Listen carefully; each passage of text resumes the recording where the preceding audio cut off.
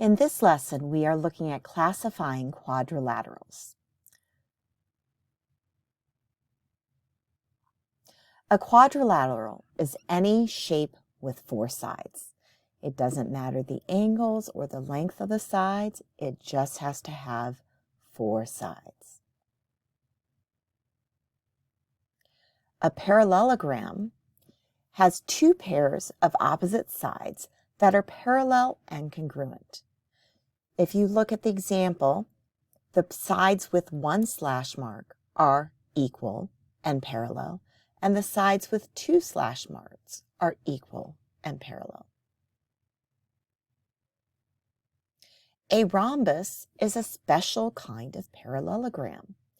It has opposite sides are parallel, but it also has all four sides are congruent or equal.